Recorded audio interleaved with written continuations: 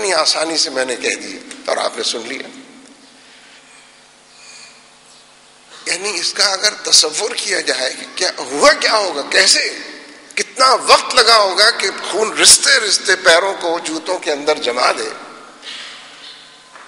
یہ واقعہ پیش آیا ہے تاکہ آپ بستی سے نکل کر ایک درخت کے نیچے سستانے کو بیٹھتے ہیں. اس وقت حضرت جبریل امین تشریف لاتے ہیں اور اللہ تبارک و تعالیٰ کی طرف سے یہ ایک پیغام لے کر آتے ہیں کہ یہ فرشتہ ساتھ لایا ہوں. آج اللہ تبارک و تعالیٰ بے حد غضبناک ہے. عجیب و غریب بات، غضبناک بھی ہے اور اپنے نبی کو، اپنے محبوب ترین بندے کو پتھروں کے یورش میں دیکھ بھی رہا ہے. یہ آپ سمجھ رہے ہیں دعوت کے مراحل کیا کیا ہیں اور کن راستوں سے گزر کر اور کیسے کیسے معاملات. یہ مت سمجھیے کہ تعلق باللہ کی آپ کی کمزوری ہوگی اگر یہ تمام معاملات پیش آتے ہیں. مضبوط ترین تعلق باللہ کے بعد یہ واقعات پیش آئیں گے. آج اللہ تبارک و تعالیٰ بے حد غضبناک ہے کہ اس نے اپنے محبوب ترین بندے کو دیکھا ہے کہ کس طرح وہ ستایا گیا ہے، لوگوں کے درمیان بھری بزم کے اندر رسوا کیا گیا ہے. آج وہ سخت جلال کے عالم میں ہے اللہ تبارک و تعالیٰ کہ اس کے نبی کے ساتھ جو سلوک روا رکھا ہے اہل طائف. یہ فرشتہ ساتھ لایا. آپ اشارہ کیجئے کہ اللہ کے حکم سے یہ فرشتہ طائف کی اس بستی کو جو دو پہاڑوں کے درمیان آباد، ان دونوں پہاڑوں کو ملا دے کہ یہ بستی ریزہ ریزہ ہو جائے، یہ بستی خاک اور خون ہو جائے، یہ بستی پوری تاریخ کے اندر عبرت کا نشان ہو جائے. آج اللہ تبارک و تعالیٰ جلال کے اور قہر کے اور غضب کے عالم میں. آپ اشارہ کیجئے یہ فرشتہ اس کے حکم سے یہ کام کرے. انسانی سطح پر ذرا تصور کیجئے کس قدر سنہری پیشکش، اتنی بہترین گولڈن آفر ہے کہ جن لوگوں نے ابھی ستایا ہے اور اس سلوک سے دوچار کیا ہے ان سے انتقام لینے کا نادر ترین موقع ہاتھ آ گیا کہ ان کو تہس نہس کر دیا جائے، ان کو فنا کے گھاٹ اتار دیا جائے، ان کا کوئی نام لیوا باقی نہ چھوڑا جائے. اللہ تبارک و تعالیٰ کی طرف سے پیشکش آ گئی. کتنی شاندار پیشکش. انسانی سطح پر ذرا تصور کیجئے کہ کیسے آدمی صبر سے کام لے، کیسے حوصلے کا عنوان بنے، کیسے وسیع القلبی کسی چیز کو کہتے ہوں گے، عالی ظرفی کسی شے کا نام ہے، کیسے اس کو اپنی جانب بلائے. لیکن نبی اکرم صلی اللہ علیہ وسلم کی ذات گرامی ہے، اسوہ حسنہ ہے. اس کی پیروی اور اتباع کیے بغیر کوئی نجات نہیں ہے، کوئی کامیابی بھی نہیں ہے. نہ مادی کامیابی ہے، نہ اخلاقی اور روحانی کامیابی. آپ نے فرمایا کہ نہیں، یہ نہیں تو ان کے بعد والے ایمان لے آئیں. ارے کیسی توقعات، ان سے جو توقعات باندھی تھی وہ تو پوری ہوئی نہیں. یہ نہیں تو ان کے بعد والے ایمان لے آئیں گے، یہ نہیں تو ان کی آئندہ نسلیں ایمان لے آئیں گے. یہ زندہ رہیں گے تو آئندہ نسلیں ہوں گی نا. یعنی یہ ویژن دیکھیے آپ، بصیرت و بصارت دیکھیے، توقعات اور امیدوں کا محل دیکھیے اور خیر خواہی دیکھیے انسانوں کے ساتھ. کتنے بڑے پیمانے پر خیر خواہی.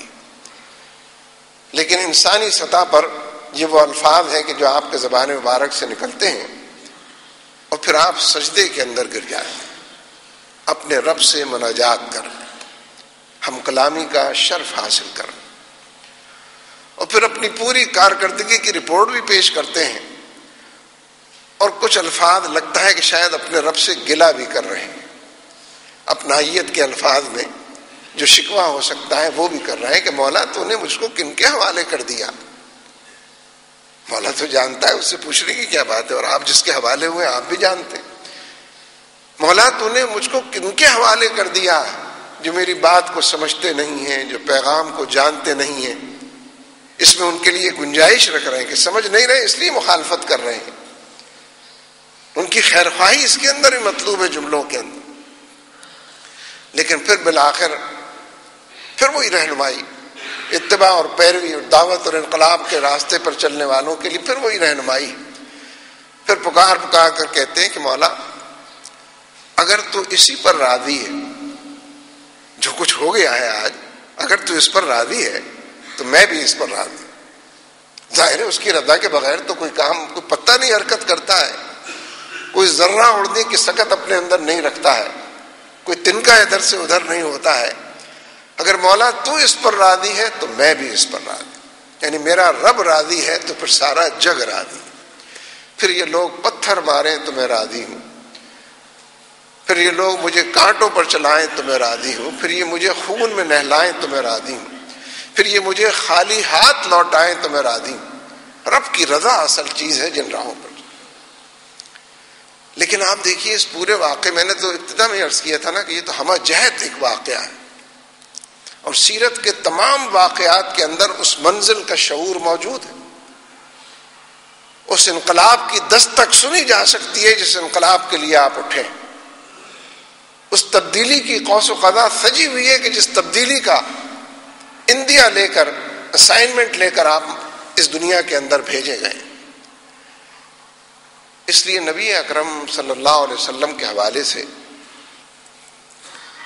یہ طے کرنا ہی مشکل ہے کہ آدمی کہاں سے شروع کرے، کہاں پر ختم کرے، لیکن جو بات میں ابتدا سے کہتا چلا آیا ہوں اسی کو پھر دہراتا ہوں۔ دیکھیے جتنی بشارتیں اور احادیث کے اندر گفتگویں اس موضوع پر آئی ہیں، اس میں یہ بات تو طے شدہ ہے کہ ایک مرتبہ پھر خلافت منہاج النبوہ جو ہے وہ قائم ہونی ہے۔ اللہ تعالیٰ کی مرضی ہے، منشا ہے، اس کا اعلان ہے، بشارت ہے۔ لیکن مسئلہ خلافت کے قائم ہونے یا اسلامی انقلاب کے برپا ہونے کا تو بعد میں مسئلہ ہے کہ میرا اور آپ کا کیا ہوگا۔ یعنی مجھے اور آپ کو تو جو منزل مطلوب ہے، جس جنت کے طلبگار ہیں، جس طرح نبی اکرم صلی اللہ علیہ وسلم کی شفاعت کے امیدوار ہیں، اور جس طرح اپنے رب کے دیدار کے متمنی ہیں، اس کے بارے میں کچھ بتائیں نا کہ جی اسی کے بارے میں عرض کر رہا ہوں کہ اس خلافت کو، اس اسلامی انقلاب کو برپا کرنے کی کوشش کرتے کرتے دم توڑ دینا جو ہے یہ کامیابی ہے۔ اس کام میں کام آ جانا، اس کے حوالے ہو جانا کامیابی۔ ویسے اصل میں مسئلہ یہ ہے کہ بات اتنی سادہ ہوتی نہیں ہے جتنی ہم بیان کرتے اور پڑھتے اور لکھتے اور سمجھتے ہیں، لیکن دنیا کی تمامی باتیں کافی پیچیدہ ہوتی ہیں۔ معاشرے کی انگنت گتھیاں ہیں جو سلجھائے نہیں سلجھتی ہیں، بے شمار سوالات ہیں، اعتراضات ہیں جو ہرگز رفع نہیں ہوتے ہیں۔ لہذا گتھیوں کو سلجھانے کی کوشش اور صحیح کے جتنے حوالے ہو سکتے ہیں ان سب کو تو بروکار لانا، یعنی اس وقت پھر پوری دنیا کے اندر جو مارکہ خیر و شر بپا ہے، لگتا ہے، محسوس ہوتا ہے کہ وہ بھی اپنے آخری مراحل میں پہنچ رہا ہے۔ دیکھیے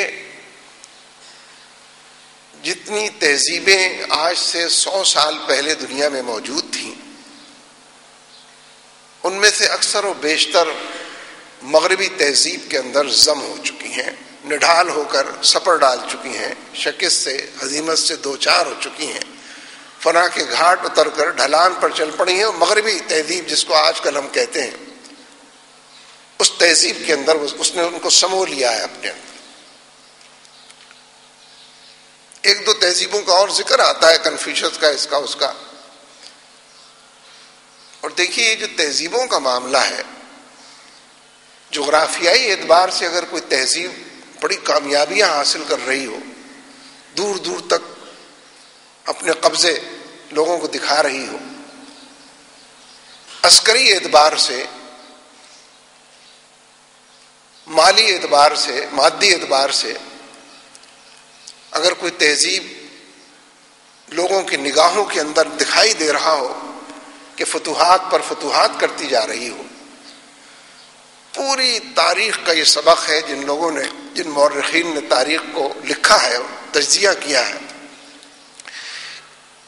کہ تہذیبیں جب بظاہر کامیاب ہوتی ہوئی، آگے بڑھتی ہوئی، جغرافیائی اعتبار سے پھیلتی اور وسعت پذیر ہوتی ہوئی نظر آتی ہیں، اور یوں بظاہر اپنا سکہ رواں کرتی دکھائی دیتی ہیں، تو بظاہر تہذیبوں کی چکا چوند لوگوں کو اس سے غافل کر دیتی ہے کہ وہ اندر سے ٹوٹ پھوٹ کا شکار ہو رہے ہیں۔